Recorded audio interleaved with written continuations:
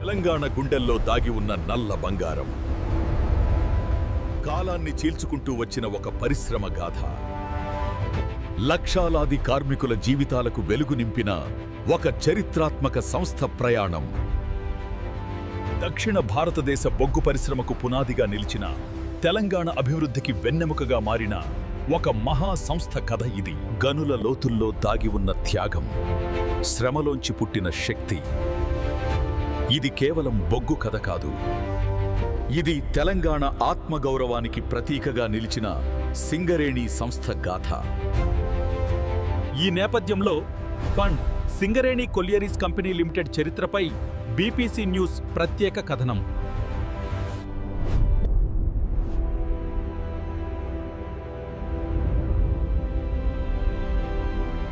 అది బ్రిటిష్ పాలన కాలం. రవాణా, పరిశ్రమలు, రైల్వే విస్తరణ కోసం బొగ్గు అవసరం రోజురోజుకు పెరుగుతున్న రోజులు. దక్షిణ భారతదేశంలో కూడా బొగ్గు నిక్షేపాలు ఉండొచ్చన్న అనుమానంతో బ్రిటిష్ ప్రభుత్వం ప్రత్యేకంగా భూగర్భ శాస్త్రవేత్తలను రంగంలోకి దింపింది. అలా 1871 సంవత్సరంలో ఒక బ్రిటిష్ భూగర్భ శాస్త్రవేత్త దట్టమైన అడవులు, రహదారులు లేని ప్రాంతాలు, గ్రామీణ గిరిజన ప్రాంతాల మధ్యగా ప్రయాణం చేస్తూ అప్పటి వరంగల్ జిల్లాలోని ఇల్లందు ప్రాంతానికి చేరుకున్నాడు.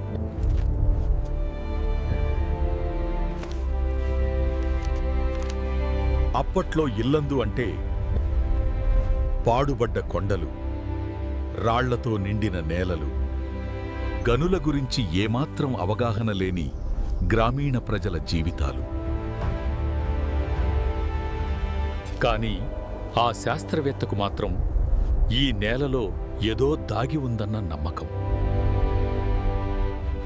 కొండలు, వాగులు, రాళ్ల పొరలు, భూగర్భ నిర్మాణాలను పరిశీలిస్తూ ఒకరోజు మట్టి పొరల మధ్య నల్లగా మెరిసే ఒక రాయి ముక్క అతని కంటపడింది. అది సాధారణ రాయి కాదు, అది బొగ్గు సంకేతం. అక్కడితో ఆగకుండా మరిన్ని ప్రాంతాల్లో తవ్వకాలు జరిపాడు. మరిన్ని నమూనాల పరిశీలించాడు. పలు రోజుల పాటు పరిశోధనలు జరిపాడు. చివరికి ఇల్లందు ప్రాంతంలో విస్తారమైన బొగ్గు నిక్షేపాలు ఉన్నాయని స్పష్టమైన ఆధారాలతో నిర్ధారించాడు. అదే క్షణం నుంచి దక్షిణ భారతదేశ చరిత్రలో ఒక కొత్త అధ్యాయం మొదలైంది.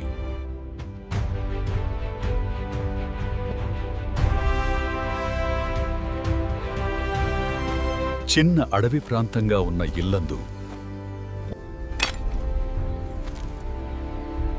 భవిష్యత్తులో ఒక మహా గనుల కేంద్రంగా మారబోతోందన్న సంకేతాలు అప్పుడే మొదలయ్యాయి. అది లక్షలాది కార్మికుల జీవితాలను మార్చబోయే ఒక చారిత్రాత్మక మలుపు. అదే ఆవిష్కరణ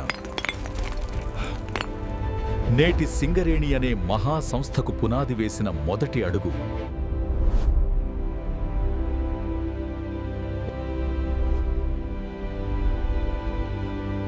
1871లో బొగ్గు కనుగొనడంతో ఇల్లందు ప్రాంతం మీద బ్రిటిష్ పాలకుల దృష్టి మరింత పెరిగింది.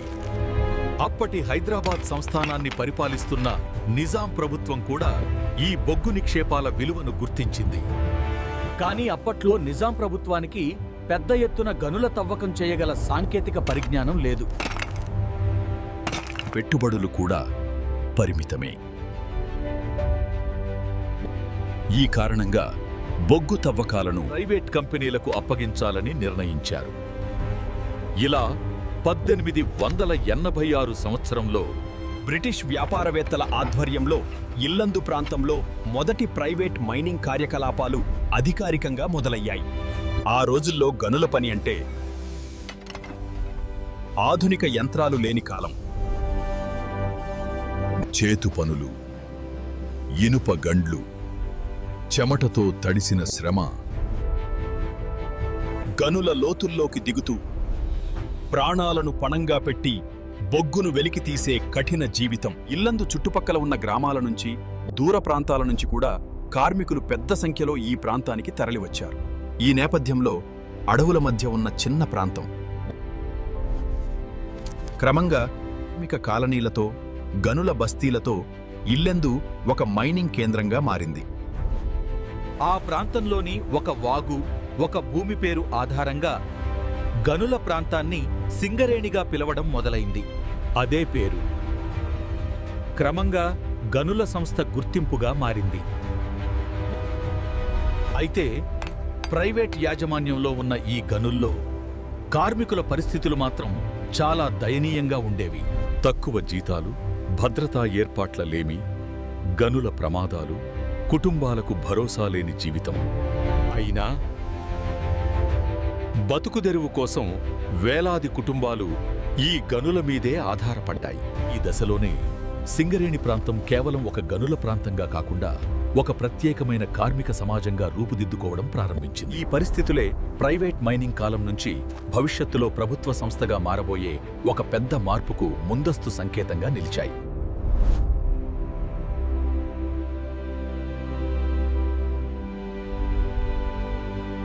కాలం మారుతోంది, గనుల ప్రాముఖ్యత పెరుగుతోంది.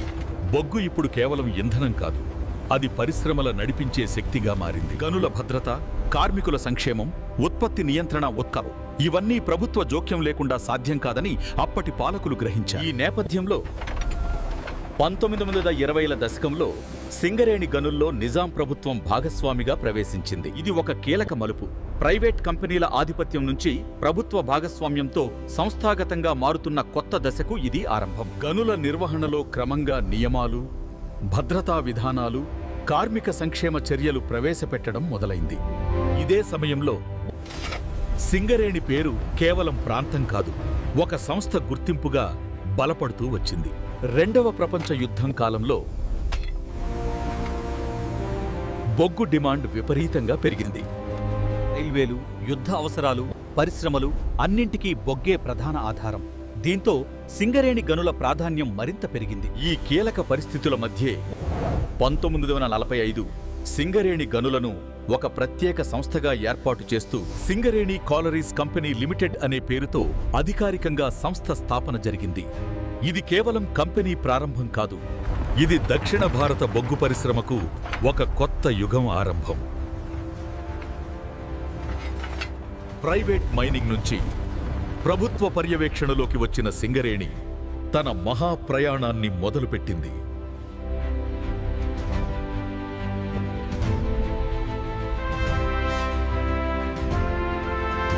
1947లో భారతదేశానికి స్వాతంత్ర్యం లభించింది.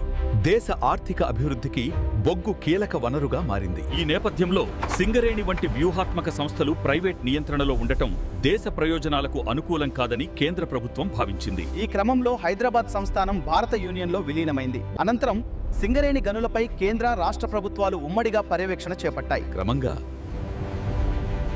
సింగరేణి ఒక ప్రభుత్వ రంగ సంస్థగా రూపాంతరం చెందింది. కార్మికుల భద్రత, శాశ్వత ఉద్యోగాలు, పిఎఫ్, పెన్షన్, వైద్య సదుపాయాలు, గృహ వసతులు ఇవన్నీ సింగరేణి వ్యవస్థలోకి వచ్చాయి. ఇది కేవలం పరిపాలనా మార్పు కాదు, ఇది కార్మికుల ఆత్మగౌరవ పోరాటానికి ఒక కొత్త మలుపు. కాలం మారింది, సింగరేణి కూడా కాలంతో పాటు ముందుకు సాగింది. కొత్త గనుల ప్రారంభం, కొత్త ప్రాంతాల విస్తరణ, సింగరేణి పరిధి విస్తృతంగా పెరిగింది. ఓపెన్ కాస్ట్ గనులు, అండర్ గ్రౌండ్ మైన్స్, ఆధునిక భారీ యంత్రాలు, సాంకేతిక విప్లవం చోటు చేసుకుంది. ఉత్పత్తి సామర్థ్యం పెరిగింది, భద్రతా ప్రమాణాలు మరింత బలపడ్డాయి. విద్యుత్ ఉత్పత్తి, థర్మల్ పవర్ ప్రాజెక్టులు, సోలార్ ఎనర్జీ, భవిష్యత్తు శక్తి వనరుల వైపు సింగరేణి అడుగులు వేసింది. చీకటి గనుల గర్భంలోకి వెలుగు కోసం అడుగులు వేసిన ఆ కార్మికులు ఈ నేల భవిష్యత్తునే తిరగరాశారు. సింగరేణి చరిత్ర అంటే కేవలం గనుల గణాంకాలు కాదు, అది కార్మికుల చెమటతో రాసిన ఒక మహా త్యాగగాథ. ప్రమాదాల మధ్య కూడా సింగరేణి కార్మికుడు తన విధిని వీడలేదు. నేడు సింగరేణి భవిష్యత్తు శక్తి వనరుల వైపు అడుగులు వేస్తుంది. ఇది కేవలం ఒక సంస్థ కాదు, ఇది తెలంగాణ ఆత్మవిశ్వాసం, ఇది లక్షాది కుటుంబాల ఆశ. చూశారుగా, చెమట చుక్కల సాక్షిగా దేశానికి వెలుగులు పంచుతున్న మన సింగరేణి మాతపై మా ప్రత్యేక కథనం. ఈ ఏఐ వీడియో స్టోరీ మీకు నచ్చినట్లయితే వెంటనే లైక్ చేయండి, షేర్ చేయండి, మరియు ఇలాంటి మరిన్ని ఆసక్తికరమైన వార్తల కోసం మా బీపీసీ న్యూస్ ఛానల్ని సబ్స్క్రైబ్ చేసుకోండి. మరో ఇంట్రెస్టింగ్ వీడియోతో మళ్ళీ కలుద్దాం. మీ క్రాంతి కుమార్ దాసరి.